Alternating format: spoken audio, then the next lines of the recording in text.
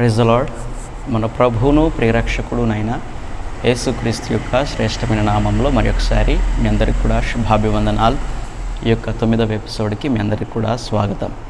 గత ఎపిసోడ్లో మనము నీటి బాప్తిస్మం అనే విషయాన్ని జ్ఞాపకం చేసుకున్నాం. మనము ఏ విధంగా పాపక్షమాపణ నిమిత్తము, మారుమనసు నిమిత్తము బాప్తిజం పొందాలి అనే విషయాన్ని దేవుడు మనతో మాట్లాడి ఉన్నాడు. ఈరోజు మరి ఒక అంశాన్ని మనం జ్ఞాపకం చేసుకుందాం. అదే పరిశుద్ధాత్మలో బాప్తిస్మం పొందుట, baptising in the Holi spirit అనే విషయాన్ని మనం కొద్దిసేపు జ్ఞాపకం చేసుకుందాం. యేసు ప్రభుల వారు ఈ యొక్క లోకంలో ఉన్నప్పుడు తనకు 2 పరిచర్యలను ఇవ్వబడ్డాయి. మొదటిది మత్తయి సువార్త 1వ అధ్యాయం 21వ వచనం ద్వారా మనకు తెలిసిన మాట, తన ప్రజలను వారి పాపముల నుండి ఆయన రక్షించును. మన పాపముల నుండి రక్షించడానికి ఆయన వచ్చాడు. తన శిలువ కార్యం ద్వారా, శిలువ త్యాగం ద్వారా మన గత జీవితంలో జరిగిన ప్రతి పాపానికి ప్రాయశ్చిత్తం లేదా పాపక్షమాపణ దొరికింది. ఇది మొదటి పరిచర్య.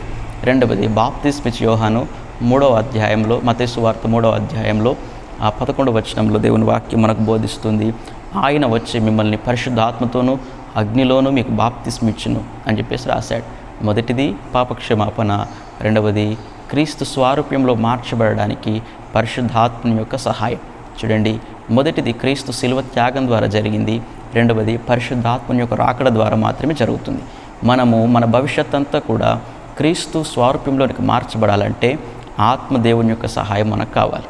అది తెలిసిన వారు, దీన్ని గ్రహించిన వారు చాలా త్వరగా దేవునికి లోబడతారు. దేవుని శక్తి లేకుండా మన స్వంత ప్రయత్నాలతో దేవుని చిత్తాన్ని సంపూర్ణంగా మనం నెరవేర్చలేం అని ఎవరైతే గ్రహిస్తారో వారు దేవుని శక్తి కొరకు ఆశ్రయించడం ప్రారంభిస్తారు. ఎవరైతే దీన్ని గ్రహించారో వారు తమ స్వంత ప్రయత్నాలతో దేవుని సంతోషపరచడానికి లేదా దేవుని చిత్తాన్ని చేయడానికి ఎక్కువగా ప్రయాసపడతారు.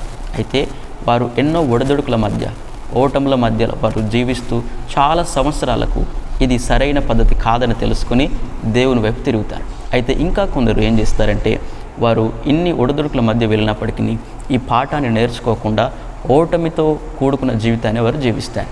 ఇలా చాలామంది వారి విశ్వాస జీవితంలో ఉండడము చాలా బాధాకరం. అయితే కొందరు మాత్రము దేవుని చిత్తమేదో ఎరిగి దాన్ని చేయడానికి దేవుని యొక్క సహాయం కావాలని తెలుసుకొని ఆ శక్తి కొరకు దేవుని ఆశ్రయించడం ప్రారంభిస్తారు. కాబట్టి పరిశుద్ధాత్మ దేవుని గురించి మనం కొన్ని విషయాలు జ్ఞాపకం చేసుకుందాం. పరిశుద్ధాత్మ దేవుడు త్రిత్వంలో 3వ వ్యక్తి.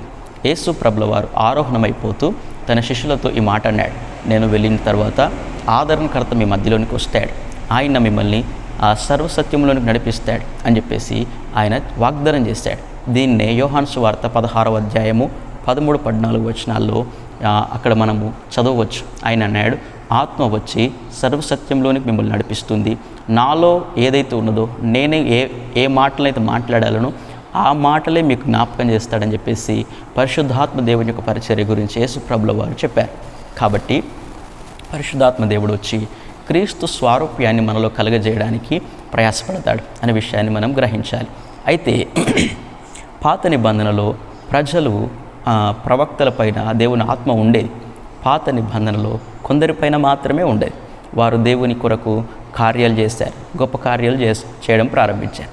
అయితే అందరి మీదికి ఆయన రాలేడు. అయితే క్రొత్త నిబంధన అలాగలేదు. అపోస్తుల కార్యం 2వ అధ్యాయంలో యోవేలు గ్రంథకర్త, యోవేలు భక్తుడు ఏదైతే చెప్పాడో దాన్ని పేతురు భక్తుడు అక్కడ జ్ఞాపకం చేస్తూ అన్నాడు, నేను ప్రజలందరి మీదికి నా ఆత్మను కుమ్మరిస్తానని, యవనస్తులు, వృద్ధులు, దాసదాసీలు ఇలా ప్రతి ఒక్కరి మీదకి నా ఆత్మను కుమ్మరిస్తాను అని ఏ వాగ్దానం అయితే ఆ దేవుడు చేశాడో ఆ వాగ్దానాన్ని పెంతెకొస్తు దినాన నెరవేర్చాడు అని పేతురు భక్తుడు రూఢిపరిచాడు. పెంతెకొస్తు దినాన 120 మంది మేడగదిలో కూర్చున్నప్పుడు వారి పైకి దేవుడు అగ్ని నాలుకల వలె దిగడాన్ని మనం అపోస్తుల కార్యంలో చదువుతాం. అప్పుడు దేవుని యొక్క ఆ సంఘస్థాపన, నూతన సంఘస్థాపన జరగడం ప్రారంభించింది. చూడండి, అప్పటి వరకు కొందరు వ్యక్తులపైనే పరిశుద్ధాత్మ దేవుడు ఉండేవాడు. అయితే యేసు ప్రభుల వారు వాగ్దానం చేసిన రీతిగానే ఆ ఆత్మను అందరికీ ఇవ్వడానికి ఆ రోజు ఆయన దిగడం ప్రారంభించాడు. చూడండి, ఈ విషయాన్ని మనం వినాలి. రక్షణ పొందడానికి, పాపక్షమాపణ పొందడానికి ఆత్మ ప్రేరేపణ కావాలి. మనం ఆత్మ ప్రేరేపణ లేకుండా దేవుని దగ్గరికి రాలేము, మనం రక్షణ పొందలేము. అయితే దాని అర్థము మనలో సంపూర్ణంగా ఆత్మ ఉన్నదని కాదు.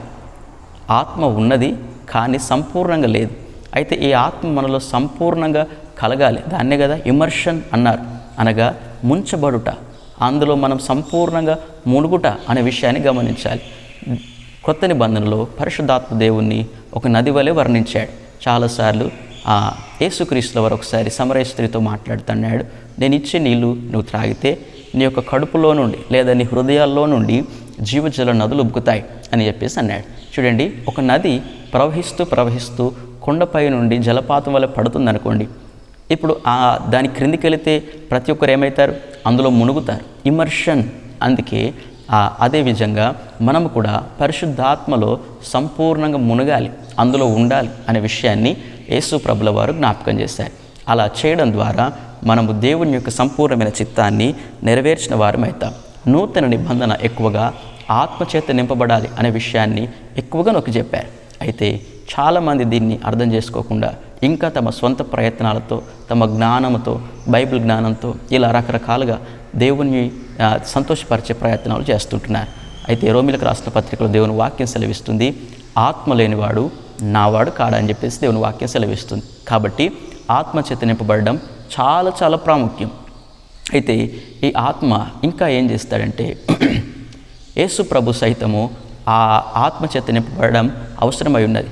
తన యొక్క పూర్తికాల పరిచర్య కొరకు యేసు ప్రభుల వారు సిద్ధపడ్డప్పుడు ఆయన ఆత్మచేత అభిషేకించబడ్డాడు. చూడండి, యేసు ప్రభువే ఆత్మచేత అభిషేకించబడ్డప్పుడు మనము ఇంకా ఎంత ప్రాముఖ్యంగా ఆత్మచేత అభిషేకించబడాలి అనే విషయాన్ని మనం ఒకసారి ఆలోచించాలి.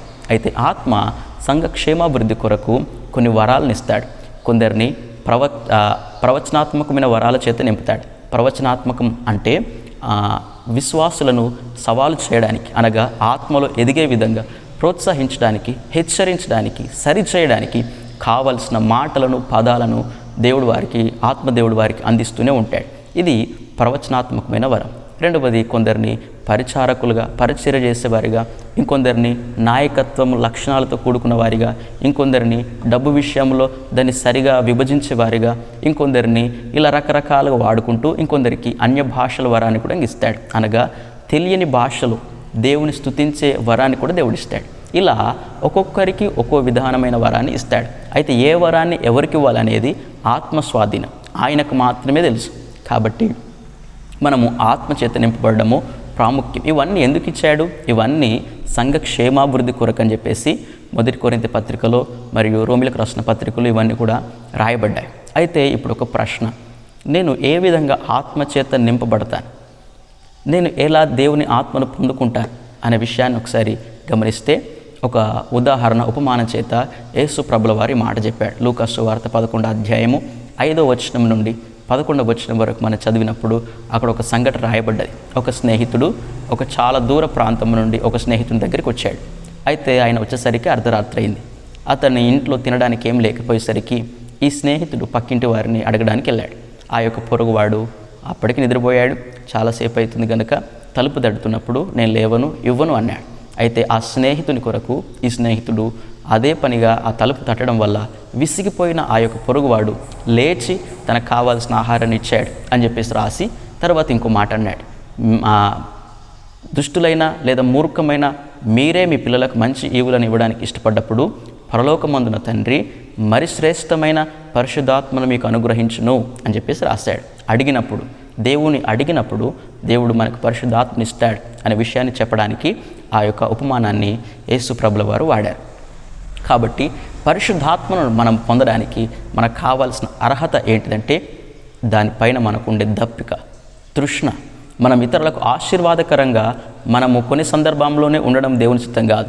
అన్ని సందర్భాల్లో ఇతరులు ఆశీర్వదించబడే విధంగా మనం ఉండడానికి దేవుడు మనల్ని పిలిచాడు. అయితే ఇది ఎప్పుడు సాధ్యమవుతుందంటే మనలో నుండి జీవజల నదులు ఉబికినప్పుడు మాత్రమే ఇది సాధ్యం. అయితే దీని కొరకు మనకు తృష్ణ ఉండాలి, ఆ దప్పిక ఉండాలి. ఎప్పుడైతే ఆ ఎడారి ప్రాంతమైన మన జీవితంలో నదుల కొరకు తృష్ణ, ఆశ కలిగి ఉంటామో దేవుడు అట్లాంటి వారిని తన ఆత్మచేత నింపుతాడు. అయితే ఈ తృష్ణ, ఆ కోరిక లేకపోతే దేవుని ఆత్మ మనలోనికి రాదు. అందుకే యేసు ప్రభుల వారు యోహాను సువార్తలు అంటాడు, దప్పిగొని వారలారా నా యుద్ధకు రండి, నేను మీకు నీళ్ళు ఇస్తానని చెప్పేసి యోహాను సువార్తలు రాశాడు. ఇదే మాటను యెషయా గ్రంథంలో కూడా జ్ఞాపకం చేస్తాడు. అవును, దప్పిక కావాలి. దేవుని చిత్తాన్ని చేయాలని, యేసుక్రీస్తు స్వారూప్యాన్ని కలిగి ఉండాలన్న దప్పిక ఎవరిలోనైతే ఉంటుందో వారిని దేవుడు తన ఆత్మచేత నింపుతాడు అనే విషయాన్ని జ్ఞాపకం చేసుకోవాలి. అయితే కేవలము దప్పిక మాత్రమే సరిపోదు.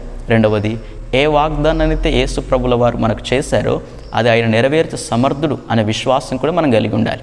ఈ రెండు ఉన్నప్పుడు పరిశుద్ధాత్మ దేవుడు మనలో పనిచేయడం ప్రారంభిస్తాడు. దయచేసి విశ్వాసులముగా మనము ఆత్మచేత నింపబడము చాలా ప్రాముఖ్యం. ఆత్మ మనలోనికి వచ్చినప్పుడు ఈ లోకంలో క్రీస్తు కొరకు మనం ధైర్యంగా సాక్ష్యం ఇస్తాం. అపోస్తల కార్యము 1వ అధ్యాయము 8వ వచనంలో ఈ మాట రాస్తున్నాడు. మీరు బూదిగంతముల వరకు నాకు సాక్షులై ఉంటారు అని చెప్పేసి రాశాడు. కాబట్టి సాక్ష్యం ఇవ్వాలి, దేవుని కొరకు చెప్పాలి, దేవుని కొరకు నిలబడాలి అని అనుకున్నప్పుడు అది ఆత్మ ద్వారా మాత్రమే సాధ్యం. మనకున్న కొన్ని ఎబిలిటీస్ వల్ల, మనకున్న కొన్ని సామర్థ్యాల వల్ల ఇది సాధ్యపడదు. కొంతవరకే మనం అది చేయగలుగుతాం. సంపూర్ణంగా దేవుని కొరకు సాక్షులుగా ఉండాలంటే అది దేవుని ఆత్మచేత నింపబడ్డ వారి మాత్రమే సాధ్యం. కాబట్టి క్రొత్త నిబంధన ప్రకారము ప్రతి ఒక్కరూ ఆత్మచేత నింపబడాలి అని చెప్పేసి రాస్తున్నాడు. పేతురు భక్తుడు ఈ మాటను అపోస్తల కార్యం 2వ అధ్యాయంలో జ్ఞాపకం చేస్తున్నాడు. యోవేలు గ్రంథకర్త ఏ మాటనైతే చెప్పాడో ఆ మాటనే ఆయన ఎత్తిపడుతూ అన్నాడు, ఇదిగో మీరందరూ ఆత్మచేత నింపబడతారని చెప్పేసి చెప్పాడు. దాన్ని ఆయన రూఢిపరచాడని చెప్పేసి అక్కడ ఆయన ఎత్తిపట్టి జ్ఞాపకం చేశాడు. కాబట్టి ఇప్పుడు మనం కూడా ఆత్మచేత నింపబడాలి. ఆత్మచేత నింపబడకుండా దేవుని చిత్తాన్ని మనము చేయలేదు. దయచేసి ప్రియ సహోదరి సహోదరులారా, మనం కూడా, మీరందరూ కూడా దేవుని చిత్తాన్ని చేయడానికి మీరు ఇష్టపడుతున్నారా? అయితే ఆ దేవుని చిత్తం సంపూర్ణంగా చేయాలంటే మనకు సహాయకుడు కావాలి.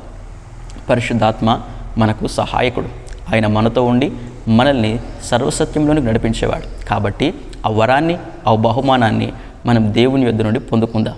ఈ ప్రార్థన మీరు చేయాలి. ప్రభువా, నన్ను మీ ఆత్మచేత నింపండి.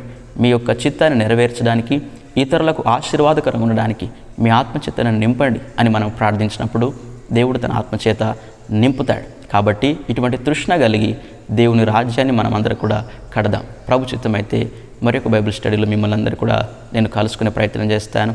దేవుడు మనందరికీ తోడై ఉండి కాచి కాపాడును గాక.